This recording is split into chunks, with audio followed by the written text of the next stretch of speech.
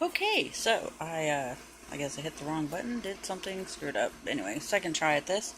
It's about 5 something in the morning. It's been a crappy couple of weeks, stress, um, not feeling up to par. Anxiety's been really high since I had that stomach bug. And but the IRS is finally starting to get things worked out.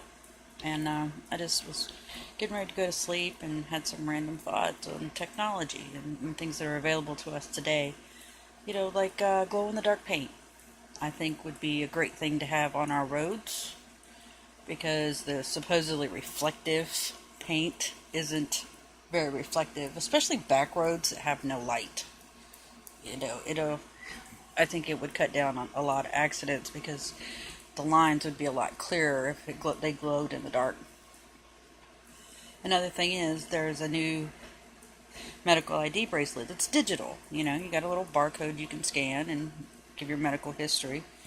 You know, the EMTs would be able to scan it and find out what's what, medical allergies and conditions and things like that. There's also what's called a lost child watch that has a invisible fence perimeter. If they leave that perimeter, then parent is alerted, or other person. And I'm thinking, why can't those two technologies be put together for Alzheimer patients or autistic children or mental health patients, like with PTSD that have flashbacks and end up somewhere they have no idea how they got there, which I have done. And so I will be getting a lost child watch, even though it's made for kids, and a medical ID separately, even though I have an app on my phone.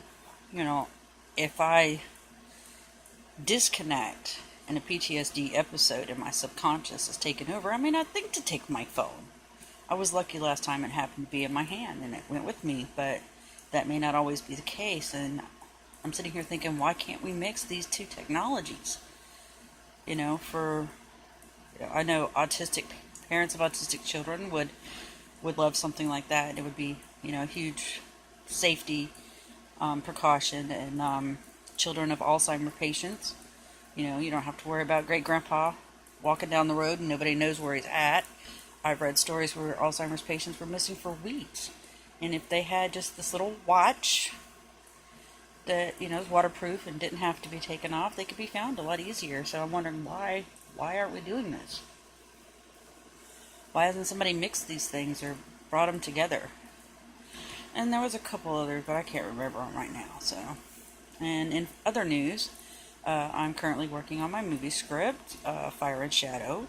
I'm also editing a book for Lee T. Lunsford called Simply Priceless. And once Charles Goetzinger finishes his second book, Ante-Up, the one after LaCroix, which is awesome, I will be editing that as well.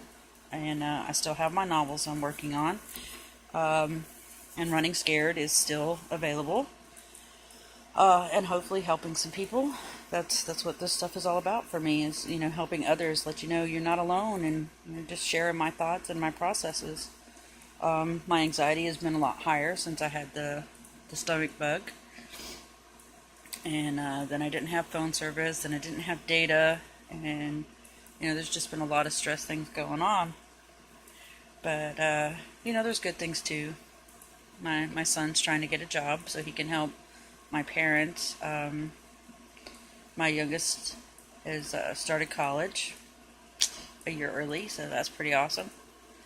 But I just want people to know they're not alone, and that there's other everyday people that struggle and have random thoughts of different types of technology and whatever hits our brain. Anyway, I just want you all to know I love you, even if I don't know you.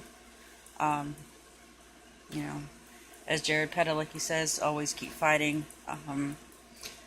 Personally for me, I say I took a breath and I kept going. Keep going. Don't give in. Don't let other things win. Your life is worth more than that. So just keep going.